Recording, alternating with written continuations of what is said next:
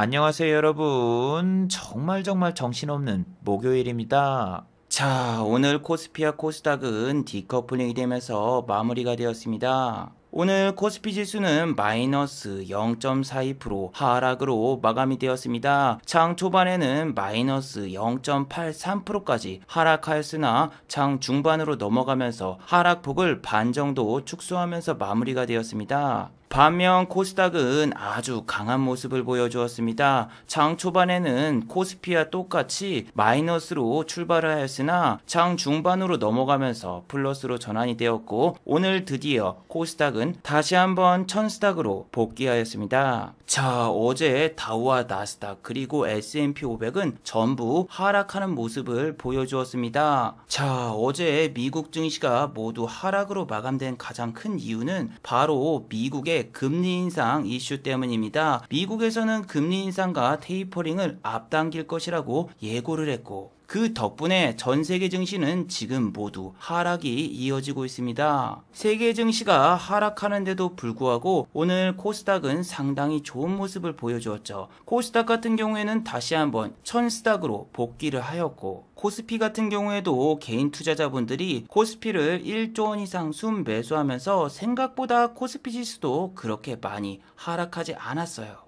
자, 그리고 내일은 미국의 선물 옵션 동시 만기일 이벤트가 여러분을 기다리고 있습니다. 자, 과연 이런 상황에서 내일 한국 증시는 어떤 모습을 보여줄까요? 오늘처럼 또 미국 증시와 디커플링이 되면서 내일은 또 한국 증시는 상승세가 이어질까요?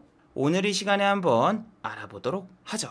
자, 지금 시각이 3시 49분입니다. 시간의 단일가 유럽장, 미국장, 그리고 야간 선물도 다 끝나지 않았습니다. 그래서 매까지는 배제를 해보고 진행해 보도록 하겠습니다. 자, 그럼 먼저 해외 시황과 국내 시황 그리고 오늘의 특징주를 한번 살펴보도록 하겠습니다. 자, 그럼 먼저 해외 시황입니다. 자, 오늘은 월요일이라서 아직 다우와 나스닥 그리고 유럽 증시가 개장하지 않았습니다. 그래서 아시아 증시를 먼저 살펴보시면은, 자, 먼저 다우지수입니다. 다우는 어제 마이너스 0.77% 하락으로 마감이 되었습니다. 장 초반에는 플러스 1.01%까지 상승했으나 장 중후반으로 넘어가면서 계속되는 하락이 이어졌습니다. 반면 나스닥 같은 경우에는 조금 다른 모습을 보였습니다. 장 초반부터서 다우와 마찬가지로 초반에는 상당히 강한 모습을 보여주었어요. 나스닥은 어제 플러스 0.40%까지 상승을 했는데 갑자기 급락이 나오면서 마이너스 1.20%까지 하락했습니다. 하지만 장 막판에 저가 매수세가 들어오면서 다시 한번 하락폭을 축소하였고 결국 마이너스 0.24% 하락으로 마감이 되었습니다.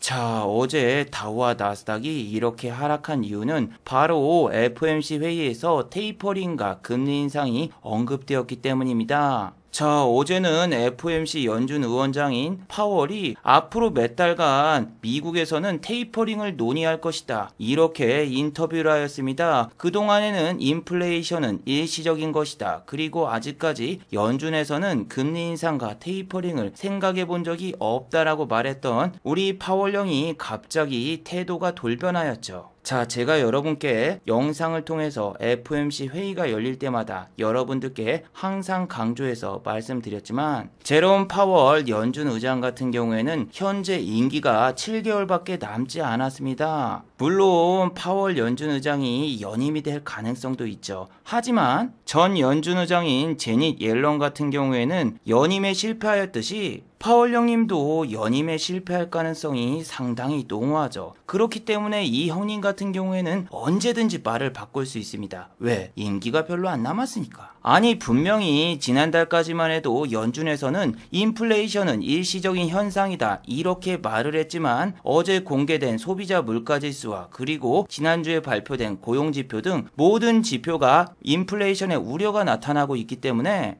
당장 이번 달 8월에 열리는 잭슨홀 회의에서 테이퍼링과 금리 인상이 구체적으로 논의될 것으로 보는 전문가들이 상당히 많아졌습니다. 그리고 FOMC에서는 2023년도까지 최소 2차례 이상 금리를 인상할 수 있다라고 밝혔는데, 자, 저 이야기가 나오자마자 미국의 국채금리는 폭등하기 시작했죠. 자, 그러면서 미국의 달러가 급등하기 시작했습니다. 어제 하루만 1.05%가 상승하면서 1,100원대가 무너질 것 같았던 원달러는 다시 한번 1,130원을 돌파하였고, 원자재 역시 큰 상승이 나왔죠. 구리 같은 경우에는 어제 약 1% 정도 상승이 나왔습니다. 그래서 아침에 구리 관련주가 약간 상승하는 모습을 보였는데 결국에는 코스피 지수가 급락이 나오면서 구리 관련주 역시 오늘 마이너스로 마감이 되었죠. 대창 같은 경우에는 구리 관련주인데 지난번에는 전선주와 구리 관련주가 급등하면서 이렇게 장 초반에 강한 모습을 보여주었었지만 오늘 같은 경우에는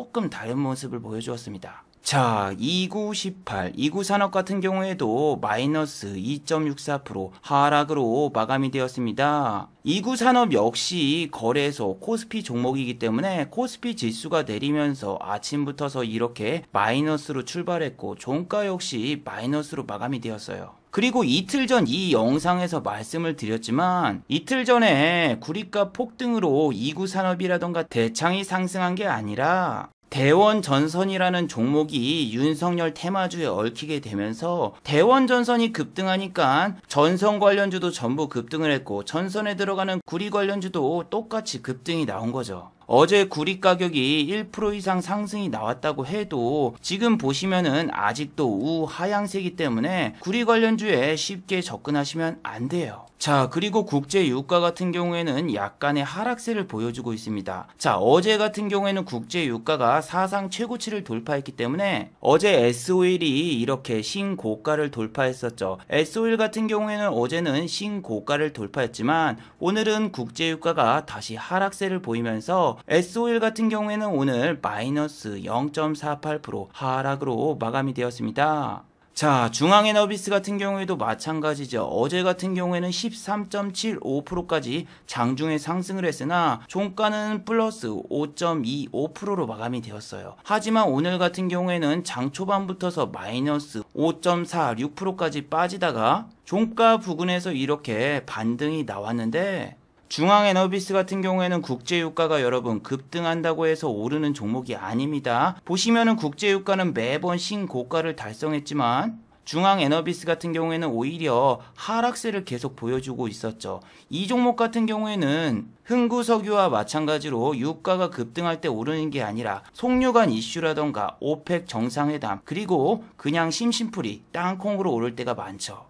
자, 그리고 어제는 나스닥의 마이크론 테크놀로지가 마이너스 2.06% 하락으로 마감이 되었습니다. 장 초반에는 플러스 1.13%까지 상승했던 마이크론 테크놀로지는 FOMC 회의에서 테이퍼링과 금리 인상이 거론되자마자 나스닥 지수가 급락하면서 마이크론 테크놀로지 역시 하락으로 마감이 되었죠. 하지만 그래픽카드 제조업체 엔비디아 같은 경우에는 어제 플러스 0.12% 상승으로 마감이 되었습니다.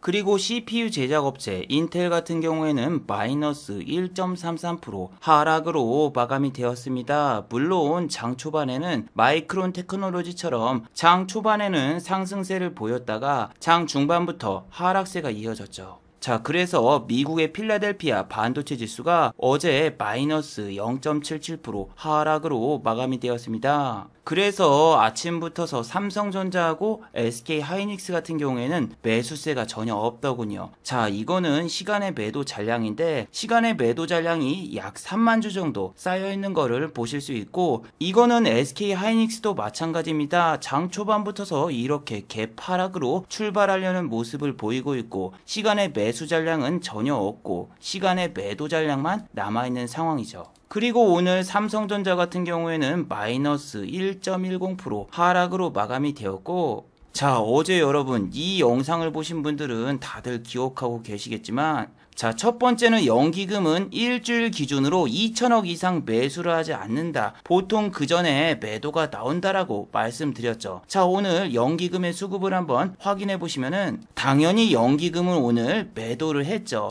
연기금은 현재 국내 주식 비중을 늘릴 수가 없고 정해진 한도 내에 리밸런싱만 가능하기 때문에 연기금은 앞으로도 순매수세가 이어질 수가 없어요. 자, 그리고 어제 영상에서 외국인 투자자가 이렇게 선물을 7천억 이상 순 매수했는데 5월 10일을 자세히 보시면은 5월 10일에도 이렇게 외국인 투자자가 선물을 7천억 이상 순 매수를 했었고, 그 당시에도 코스피 현물을 2,350억을 매수했는데 어제도 외국인 투자자가 코스피를 2,350억 순 매수를 했다. 그래서 한번 일어났던 일은 또 일어날 수 있다, 여러분들께 강조해서 말씀을 드렸죠. 아니나 다를까 오늘 외국인과 기관의 수급을 확인해 보시면은 외국인은 오늘 코스피를 3,400억 순 매도를 했고 선물은 6천억을 순 매도했습니다.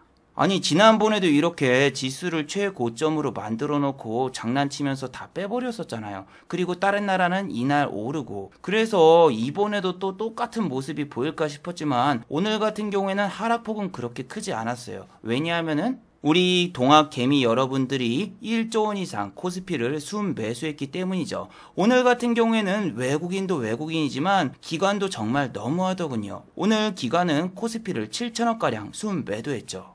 와, 여러분, 역사는 반복이 되네요. 지난번 외국인과 기관이 5월 11일 날 순 매수를 보여주고 그 다음날부터 폭탄 매물을 던지면서 개인 투자자분들이 지수 최고점에서 이렇게 순 매수를 많이 했는데 이번에도 똑같습니다. 지수 최고점에서 개인만 1조 원 순 매수. 자, 그런데 여러분들은 이렇게 생각하실 거 아니에요. 지수 최고점에서 개인들이 매수를 했다고 해도 여기서 여기까지 지수가 이렇게 올랐으니까 여기서 매수하신 분들은 그래도 수익을 받지 않았을까, 이렇게 생각하시는 분들이 있을지 모르겠지만 지금은 지수만 올랐지 내리는 종목, 오르는 종목을 보시면은 내리는 종목이 상승 종목보다 훨씬 더 많습니다. 계속 이어지고 있죠.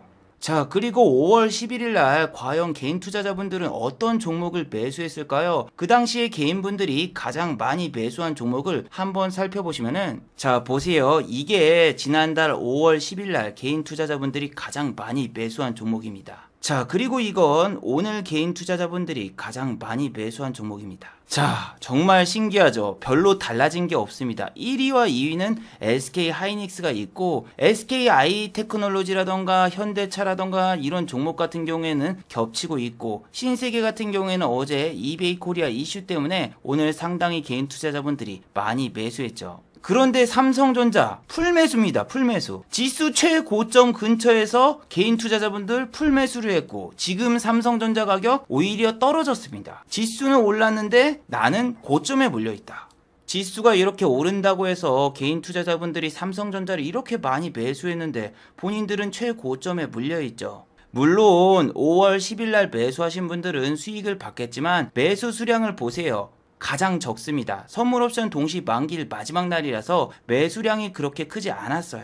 정말 신기하게 5월 11일 날 매수하신 분들은 대부분 손실입니다. SKI 테크놀로지가 매수 순위 3위였죠. 이 종목 같은 경우에는 보시면은 22만 5천 원 신규 상장한 첫날이었는데 거의 마이너스 30% 이상 하락 중이죠. 아니, 오늘 같은 경우에는 아침에 일어났을 때 S&P 500과 나스닥 야간 선물이 아침부터서 그렇게 좋은 모습을 보이지 않았거든요. 그런데도 개인 투자자분들이 너무 세게 들어오더군요. 이렇게 개인 투자자분들이 세게 들어온 이유는 당연하죠. 신문사 뉴스만 보셔도 코스피 3,400을 돌파한다, 아시아에서 유일한 상승, 이런 기사가 도배가 돼 있으니까 지금이라도 매수를 해야 되겠다, 이렇게 생각하고 오늘 같은 날 매수에 동참하신 분들이 상당히 많았던 거죠. 그래서 삼성전자 같은 경우에도 보시면은 오늘 개인 투자자분들이 순매수를 이렇게 많이 했지만 외국인 투자자는 어제 매수했던 수량을 대부분 매도했고 기관 같은 경우에도 대량의 매도가 쏟아져 나왔죠. 지금은 여러분 정말 찌라시 뉴스가 너무 많거든요. 예를 들면은 쌍방울 뉴스 보셨나요? 쌍방울 같은 경우에는 이스타항공을 인수하기 위해서 5천억가량 자금 확보 계획을 짰다, 이런 찌라시가 나왔습니다. 장중에 갑자기 쌍방울이 급등을 하길래 이게 도대체 무슨 일이지 하고 뉴스를 찾아보니까 저 뉴스 때문에 크게 상승이 나왔더군요. 자, 보시면은 어제 영상에서 분명히 설명드렸죠. 쌍방울 같은 경우에는 외국인 투자자가 3시 30분에 동시호가 때 갑자기 이렇게 프로그램으로 순 매수가 들어왔다. 그래서 얘네의 평단가는 여기 보시면은 마이너스 24.46%, 그러니까 1,050원입니다. 평단가가 1,050원이에요. 그런데 오늘 장 개장하자마자 얼마까지 빠졌습니까? 888원. 고점 대비해서 15%가 빠졌어요. 그러면은 외국인 투자자는 물려있는 상황이죠. 아니 여러분, 인터넷 뉴스 같은 경우에는 여러분들이 30만원에서 50만원만 지불하면은 여러분들이 원하는 대로 기사를 다 써줘요. 뉴스 내용을 자세히 살펴보시면은 쌍방울이 그룹 계열사 지분을 활용해서 총 5천억가량의 자금을 확보할 수 있다, 이렇게 이야기를 했어요. 하지만 경쟁사인 성정이 우선 매수권자이기 때문에 얘네들은 같은 가격을 제시할 경우에는 얘네 쪽이 우선 순위로 매겨지게 됩니다. 아니 여러분, 이건 애초부터 말이 안 되는 게, 이스타항공 같은 경우에는 부채가 2187억이 있고 영업이익이 마이너스예요. 마이너스인 이런 회사를 무슨 인수에 참여하는 회사가 무슨 10군데나 되냐고. 이거 다 뻥이다. 분명히 하림이라던가 쌍방울 다 쟤네들 인수 안 하거나 막판에 포기를 하거나 뭔가 주가만 띄우고 나갈 거다. 일주일 동안 하루도 빠짐없이 이야기해드렸죠. 자 보세요. 외국인의 평단은 1,050원입니다. 딱 1,050원을 넘기자마자 바로 빼버립니다. 이게 우연일까요? 아닙니다. 다 짜고 치는 고스톱이죠. 자, 그래서 쌍방울 같은 경우에는 시간의 단일가를 보시면은 짠, 마이너스 2.79% 하락으로 마감이 되었죠. 이건 왜 하락이 나왔을까요? 첫 번째는 외국인 투자자가 먹튀한 것을 보고 개인 투자자분들이 당했다, 이렇게 생각하시는 분들이 대부분이라서 던지신 분들이 있고, 두 번째로는 건설사 성정이 법원에 이스타항공 인수 의사를 통보했다, 이런 뉴스가 나왔죠. 어제 뉴스와 달라진 건 없는데 여기가 어제는 16일이었거든요. 근데 이게 17일로 바뀐 거 빼고는 내용은 어제랑 똑같습니다. 성정에서는 쌍방울이 지불한 금액을 우리도 그대로 지불하겠다, 이렇게 법원에다 통보를 할 예정이라고 밝힌 겁니다. 자, 쌍방울 같은 경우에는 만약에 1,000억을 제시했어요. 그럼 성정도 1,000억을 제시한다. 그럴 경우에는 동률인데, 이럴 경우에는 우선 협상자인 성정 쪽으로 손을 들어주기 때문에 성정이 최종 인수자가 될 것이다, 뭐 이런 기사 내용이죠. 그런데 성정 같은 경우에는 지난해 영업이익이 고작 5억입니다. 그런데 어떻게 2천억대 부채를 감당할 수 있을 것인가, 그것도 조금 의문입니다. 이거는 결국에는 성정이든 쌍방울이든 둘 다 안 될 가능성도 어느 정도 생각을 해두셔야 될 것 같아요. 그런데 중요한 거는 성정은 주식 자체가 없습니다. 주식회사로 등록이 돼 있지 않기 때문에 피해자가 없겠지만, 쌍방울 같은 경우에는 이거는 거의 대국민 사기극이 될 수 있죠. 그런데 쌍방울 같은 경우는 2015년도에는 유상증자 이슈가 있었고 2016년도에는 법원에서 한 가지 판결을 받았었죠. 쌍방울 같은 경우에는 예전에 전 회장이 문제가 되었습니다. 전북지역 조직폭력배 출신으로 알려진 김씨가 쌍방울을 인수한 다음에 회사 주가를 조작해서 구속됐던 사건이 있었죠. 자, 그리고 이때 쌍방울 뿐만이 아니라 이화전기 같은 경우에도 이날 배임 횡령 혐의로 구속이 됐던 사건이 있었어요. 그리고 네이처셀 같은 경우에도 현 CEO 라정찬 씨도 이렇게 한번 깜빵에 다녀온 적이 있습니다. 그래서 여러분들이 이렇게 깜빵에 다녀온 이력이 있는 회사는 거르는 게 좋아요. 물려버리면은 진짜 역사적 신고점에 물리거나 혹은 나중에 상폐될 확률이 상당히 높거든요. 자, 그리고 아시아나 하니까 생각나는데, 아시아나 항공과 아시아나 IDT 그리고 에어부산 같은 경우에는 상폐 심사를 받게 되었습니다. 자, 아시아나 같은 경우에는 전 CEO가 배임 횡령 혐의로 구속이 되었기 때문에 현재 거래 정지 중입니다. 그래서 이번에 상장 적격 심사에 들어가면서 이 회사들이 어떻게 될 것인가에 운명이 결정되죠. 설마 아시아나라던가 에어부산이 상장 폐지가 될까요? 아니, 저 같은 경우에는 아시아나항공을 매수하려고 하다가 이 종목이 신용이 안 써져가지고 매수를 안 하고 JYP를 매수했었거든요. 근데 이걸 생각하면 생각할수록 무섭네요. 진짜 이게 그날 주도주였거든요. 정상적인 종목 중에서는 가장 큰 상승이 나왔고 여행주 중에서는 넘버1으로 가장 큰 상승이 나왔었는데, 야, 여기서 거래 정지가 되냐? 자, 그리고 여러분들께 매번 강조해드리지만 지금은 양봉 추격 매수는 너무너무나 위험합니다. 어제 급상승했던 이 큐브앤 컴퍼니를 보세요. 어제 13.33%가 상승했고 종가는 9%로 마감되었고, 오늘은 보시면은 마이너스 23.39% 급락이 나왔어요. 이 종목이 이렇게 급락이 나온 이유가 뭐냐면은 큐브앤컴퍼니 같은 경우에는 원래 환기 종목이라서 아주 위험합니다. 하지만 유상증자를 통해서 자금 조달을 하기로 했고 그 덕분에 주가가 최근에 크게 상승이 나왔는데 지금은 자금 조달에 문제가 생겨가지고 자금 납입일이 8월 9일로 연기가 되었습니다. 이렇게 자금 조달이 바로 되지 않고 뒤로 미뤄지는 것은 정말 큰 악재예요. 자, 그리고 여러분, 방금 유럽 증시가 개장을 했는데 전부 박살바이오처럼 박살이 나고 있습니다. 물론 하락폭은 아직까지 그렇게 크지 않아요. 미국 증시가 개장되면은 유럽 증시도 큰 영향을 받을 텐데 일단 S&P 500과 나스닥 야간 선물 같은 경우에는 우리가 장중에 봤던 수치와 별다른 차이가 없고 원자재 같은 경우에는 현재 미쳤네요. 와, 유가가 다시 플러스로 전환이 되네. 유가 관련주를 베팅했어야 되나? 구리 같은 경우에는 다시 또 폭락이 나오고 있고 와, 유가가 상승해서 혹시 중앙에너비스라던가 흥구석유가 시간의 단일가에서 급등이 나왔나 살펴보니까 그러진 않네요. 이거는 뭐 상승했다고 해도 체결량이 158밖에 안 되기 때문에 그다지 큰 변화는 없지만 아니 영상 초반에 찍을 때까지만 해도 마이너스 0.8이었는데 다시 플러스로 전환된 거 보면은 유가 또 신고가 돌파할 수도 있을 것 같은데 내일 만약에 유가가 또 신고가를 돌파하면은 아마 S-오일 같은 경우에는 갭 상승으로 출발을 할 거예요. 하지만 요즘 트렌드가 갭 상승으로 시작하면은 장중에 다 빼버리는 경향이 많습니다. 이거는 시간의 단일가라던가 혹은 전날에 매수하신 분들의 영역이지 장중에 따라 들어가면은 물릴 가능성이 높습니다. 자, 그리고 어제는 미국의 여행 관련주가 상당히 좋은 모습을 보였어요. 다우와 나스닥 모두 하락을 했는데 미국의 여행주들은 상당히 선방했습니다. 자, 카니발 같은 경우에는 미국의 크루즈 여객선 업체입니다. 카니발은 어제 플러스 2.34% 상승으로 마감이 되었고 아메리카 에어라인 역시 플러스 0.18% 상승으로 마감이 되었어요. 유나이티드 에어라인즈 역시 플러스 0.56% 상승. 그래서 오늘 코스피와 코스닥이 상당히 안 좋은 모습을 보였는데도 아침부터 상당히 좋은 모습을 보이더군요. 호텔신라 같은 경우에는 오늘 플러스 1.43% 상승으로 마감이 되었죠. 그리고 하나투어 같은 경우에는 0.57% 상승으로 마감이 되었고 모두투어 같은 경우에는 0.53% 상승으로 마감이 되었습니다.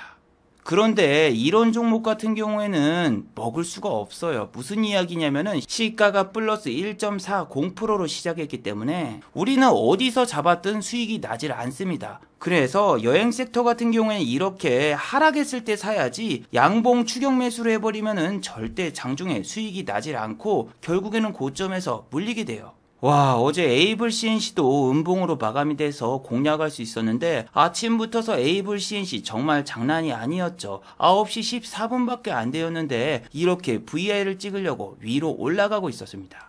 그런데 VI를 터치하자마자 바로 이렇게 쫙 빼버렸습니다. 요즘 트렌드가 VI를 찍으면은 1%에서 2% 정도 잠깐 올려놓고 다 빼버리는 게 최근 트렌드입니다. 물론 VI 바로 직전에 빼버리는 패턴도 있지만 VI를 찍고 더 올라가기보다는 최근에는 더 빼버리는 게 많다. 이게 팩트죠. 자, 그리고 오늘 개인 투자자분들이 가장 많이 매수한 증권주가 하나 있습니다. 바로 어제 말씀드렸던 KTB 투자증권입니다. 이 종목 같은 경우에는 이틀 전에 52주 신고가를 터치한 다음에 잠깐 조정을 주고 있는데 개인 투자자분들은 또 5일선에 터치하자마자 대량의 매수세가 들어오더군요. 개인 투자자분들이 생각한 시나리오는 이거겠죠. 지난번에도 여기 5일선을 터치하니까 그 다음날 이렇게 크게 상승이 나왔기 때문에 내일도 이렇게 크게 상승이 나오는 거를 기대하고 종가 베팅을 하셨을 분들이 많을 거예요. 아니 그런데 지금 미국의 증권주라던가 은행주 같은 경우에는 조금씩 고점에서 내려가고 있거든요. 만약 오늘 다우와 나스닥이 또 하락하면서 미국의 증권주와 은행주가 같이 내려간다면은 KTB 투자증권도 하락을 피하기 상당히 힘들 거예요. 물론 KTB 투자증권 같은 경우에는 KB네트워크 자회사 상장 이슈 때문에 지금 저렇게 상승하고 있는 거니까 다른 증권주와는 별개로 움직일 가능성도 크죠. 오늘은 그냥 증권 섹터 자체가 대부분 하락을 했기 때문에 KTB 투자증권도 같이 내렸다고 생각하시는 게 편해요. 그리고 여러분, 갑자기 증권주 이야기를 하다가 지금 갑자기 생각이 나는데 저 같은 경우에는 여러분 2년 전에 한화투자증권에서 이렇게 제가 CF를 찍은 적이 있었거든요. 그런데 작년에도 저한테 연락이 온 증권사가 있었습니다. 그 증권사 같은 경우에는 코다리19 바이러스로 인해서 광고비 예산이 삭감이 되어버려서 결국 증권사 광고를 못 찍었거든요. 그런데 웃긴 게 뭐냐면은 코다리 바이러스가 터짐으로써 증권사는 더 큰 매출이 생기기 시작했죠. 물론 이때는 코다리 바이러스 초창기였기 때문에 예산을 삭감하는 게 너무나 당연했겠죠. 그런데 제 입장에서는 너무너무나 아쉬운 게 광고를 찍으려고 새 카메라도 구입을 했고 여러 가지 장비도 다 구입해 놨는데 갑자기 취소가 되니까 조금 안타깝기도 하더군요. 그런데 제 생방송을 자주 보신 분들은 다들 알고 계시겠지만 작년에 그 증권사에서 다시 연락이 왔습니다. 올해는 예산이 부족하지 않다. 그러니까 작년에 못했던 CF를 다시 한번 찍자. 이렇게 이야기를 하더군요. 그런데 여러분, 이 증권사 CF 같은 경우에는 방송통신위원회하고 금융감독위원회 심의 번호를 받아야 되거든요. 그래서 예전 광고를 보시면은 여기 한국투자금융협회 심의필과 방송통신위원회법 심의필 이런 번호가 다 나와 있거든요. 그래서 광고를 찍을 경우에는 금강원이나 이런 데서 연락이 옵니다. 왜냐하면은 옛날에 유튜브 초창기 할 때는 매일 계좌를 깠어. 매일 계좌를 까가지고 오늘 뭐 매매했습니다. 얼마 벌었습니다. 막 하니까 저런 데서 연락이 오더군요. 이렇게 하시면 안 됩니다. 그래가지고 최근에는 뭐 계좌를 깐다고 해도 종목은 가려놓고 뭐 이런 식으로 보여주고 있지만 그래서 만약에 이번에 광고 촬영을 하면은 또 여기서 연락이 오지 않을까 이런 생각도 조금 강하게 들더군요. 그리고 증권사에서 영상의 컨셉과 업로드 일정이라던가 여러 가지 사항들을 저한테 문자로 보내주더군요. 참고로 여기 광고 담당자가 엄청나게 미인이십니다. 제가 카톡에 여자들이 거의 등록이 안 돼 있는데 갑자기 모르는 여자한테 카톡이 와가지고 이거 뭐지 보니까 담당자시더군요. 아니 그래서 제가 카톡 프사를 보고 참 미인이시네요 이렇게 예의상 말했는데 그 뒤로는 절대로 카톡으로 연락을 안 주고 문자로 연락을 주시더군요. 그리고 증권사 광고를 원래 예정대로라면은 이미 찍었어야 되는데 제가 지난번에 갑자기 코인으로 돈을 크게 날려버려서 집에 전화가 와도 전화를 받기가 싫더군요. 왜냐하면은 어차피 전화를 받아봤자 대부분이 스팸 전화일 거고 그나마 친구가 전화 온다고 해도 친구한테 코인으로 돈 날렸다라고 이야기하면은 좋은 소리를 못 들을 거죠. 야, 내가 그럴 줄 알았다. 그러길래 내가 코인 하지 말라고 했잖아. 이렇게 이야기를 들을 게 뻔하기 때문에 전화를 그냥 안 받았어요. 그래서 시간이 지난 다음에 나중에 확인해 보니까 광고주한테도 그때 전화가 왔었더군요. 그리고 곰곰이 생각해보니까 제가 이번에 코인으로 손실 본 금액을 생각해보면은 그냥 광고를 찍어봤자 무료 봉사하는 그런 느낌? 아니 이거 광고 하나 찍어봤자 100만원도 안 해요. 근데 이거는 다른 광고와 달리 절차가 너무 복잡하니까 다음에 또 증권사에서 전화가 오면 하겠지만 제가 직접 또 다시 전화를 하면서 하겠습니다라고 말하기는 조금 그렇더군요. 자, 그리고 여러분 내일은 미국의 선물 옵션 동시 만기일이에요. 그래서 내일 장중에 S&P 500과 나스닥 야간 선물이 상당히 많이 흔들릴 수도 있습니다. 미국의 옵션 만기일이 끝난 다음에 과연 다우가 정상적으로 회복이 될 것인가 안 될 것인가를 여러분 잘 지켜보셔야 돼요. 물론 지금 우리 코스피는 다우와 달리 쭉 우상향 중이죠. 우상향 중이라고 해도 하락하는 종목이 훨씬 더 많은 상황이기 때문에 주가는 최고가를 가는데 내 종목은 매일 쫄쫄이로 이렇게 쭉 빠지는 종목들이 상당히 많아요. DIC 같은 경우에도 전기차 관련주이면서 코스피에 상장된 종목인데 보세요. 코스피 지수가 아까 막 상승했는데도 불구하고 이 종목은 분명히 아침에는 2%에서 4% 정도 상승이 나와요. 매일매일. 근데 결국 종가에는 밀리면서 쫄쫄이로 빠지고 있죠.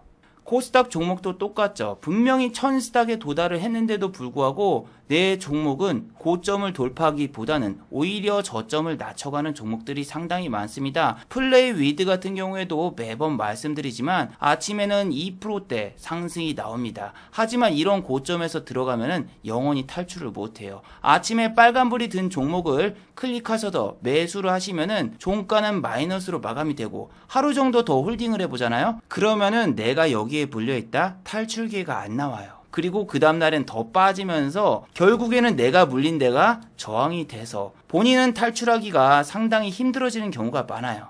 자, 그리고 이런 경우도 있습니다. 이거는 예를 든 거예요. 만약에 본인이 이런데 꼭대기에 물려있다고 생각을 해보세요. 그런데 오늘 같은 날 이렇게 찌라시가 떠서 급등을 했다? 그럼 머릿속에 이런 생각이 들죠. 아, 이 종목 물을 타야 되겠다. 찌라시로 인해서 갑자기 내 평단가 근처를 터치하게 되면은 본인이 거기서 익절하기보다는 더 가겠지 하고 홀딩 하시는 분들도 많고, 반대로 내가 미리 물을 타서 평단가를 낮춰놨었으면은 오늘 탈출할 수 있었을 텐데, 이렇게 아쉬움을 갖는 분들이 상당히 많아요. 그래서 내가 지금이라도 물을 타서 평단가를 낮춰놓은 다음에 이런 데를 터치하면은 나는 탈출할 수 있으니까 지금 물을 타야지, 이렇게 생각하시는 분들이 너무 많아요. 그리고 여러분들은 거래량을 너무 많이 봅니다. 거래량이 많이 터졌으니까 세력들이 안 나갔을 거라고 생각하시는 분도 많아요.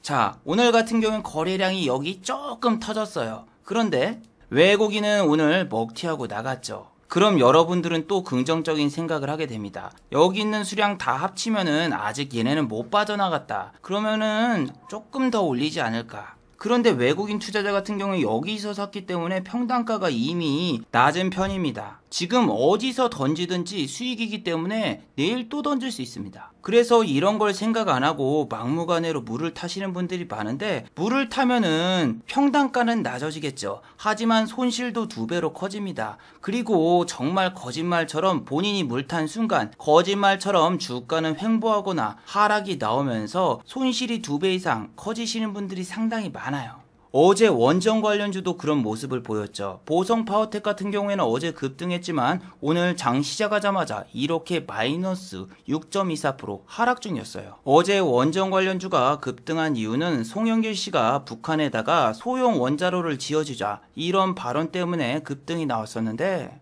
오늘은 원전 관련주가 그냥 싸그리 다 내리고 말았죠. 지난번에도 이렇게 상한가를 갔던 보성 파워텍은 그 다음날도 급락이 나왔고 계속 하락세가 이어지다가 찌라시 한 방에 다시 올라왔습니다. 그런데 대부분 여기서 이제 조금만 더 올라가면 되니까 내가 물을 타야지 하면서 어제 물을 타신 분들도 있을 거예요. 그리고 오늘 주가가 더 내려서 손실이 더 커지신 분들이 많을 겁니다. 그리고 이게 만약에 이렇게 밑으로 더 떨어진다? 그러면은 반대 매매도 어느 정도 생각을 해두셔야죠. 물론 보성 파워텍의 수급 같은 경우에는 외국인의 이탈은 아직까지는 없습니다. 물론 기관 같은 경우에는 오늘 먹튀하고 날랐지만 외국인의 수급은 이탈을 안 했으니까 보성 파워텍은 더 상승하겠지, 이렇게 단순하게 생각하기보다는 외국인의 평단가는 여기입니다. 지금 던져도 얘네는 수익이에요, 수익. 그리고 원전 관련주는 1등주가 움직여야지 2등, 3등주도 같이 움직이는데 보성 파워텍은 1등주가 아니죠. 자, 그리고 액션스퀘어 같은 경우에는 지난번에도 말했지만 얘는 오전장에 2%에서 3%는 꼭 슈팅이 나와요. 그런데 종가는 이렇게 마이너스로 마감이 된다. 보시면은 아까 플레이 위드라던가 다른 종목과 똑같죠. 분명히 아침에는 조금씩 상승을 합니다. 그리고 종가는 항상 저점을 낮추면서 마이너스. 지금 악순환이 반복되고 있는 게 뭐냐면은 하락하는 종목을 가지고 계신 분들은 계속되는 하락에 질려버려서 결국 손절을 하고 상승하는 종목으로 넘어가요. 그런데 문제는 손절하고 새로 잡은 종목이 아침에는 상승했으나 종가에는 마이너스로 마감이 되고 내일은 또 정말 기적처럼 내가 물려있는 자리까지 잠깐 터치를 하고 빠져버리는 모습을 보게 되면서 결국에는 또 손실이 커지는 경우도 발생할 수 있어요. 그래서 여러분들이 손절한 다음에 빨간불 들어오고 급등하는 종목으로 넘어가는 게 아니라 그런 종목을 잡으려면은 종가에 잡으시던가 아니면 하락하고 있는 종목을 사셔야지 다음날 갭이 뜹니다. 자, 마지막으로 한번 정리해 보도록 하겠습니다. 1번, 연준에서는 테이퍼링과 금리 인상을 예고했습니다. 미국의 연준에서는 2023년까지 최소 2차례 이상의 금리 인상이 있을 것이고 테이퍼링은 올해 가을부터 시작될 것이라는 전문가들의 의견이 이어지고 있습니다. 지금까지 미국의 연준에서는 인플레이션은 일시적이라고 말했지만 현재는 완전히 태도를 바뀐 모습을 보여주고 있죠. 그래서 이제는 다음번 FOMC 회의와 FOMC 회의 의사록이 공개될 때마다 증시가 출렁거릴 가능성이 높으니 주의하시길 바랍니다. 자, 두 번째, 내일은 미국의 선물 옵션 동시 만기일입니다. 지금까지 다우지수가 하락세가 이어지고 있는 것은 미국의 선물 옵션 동시 만기일의 영향도 있습니다. 다음 주에 미국의 다우지수가 다시 상승세를 찾는다면은 한국 증시도 어느 정도 탄력을 받을 수 있지만 다음 주에도 다우와 나스닥의 하락세가 이어진다면은 한국 증시도 하락은 피할 수가 없으니 주의하시기 바랍니다. 자, 유튜브 광고도 끝까지 시청해주시면 정말로 고맙겠고 좋아요와 구독하기도 많이 눌러주시면 정말로 고맙겠습니다. 아, 그리고 또 어제 생방송 전에 저를 후원해주신 정말 고마운 분들이 계셨네요. 네, 제 유튜브 영상 밑에 있는 투네이션 후원하기 버튼을 눌러주시면 저를 후원해주실 수 있는데 스마일님, 두두링님 후원 1000원 정말 감사드립니다. 자, 다들 수고하셨고 즐거운 평일 되시기 바랍니다. 다들 수고하셨습니다.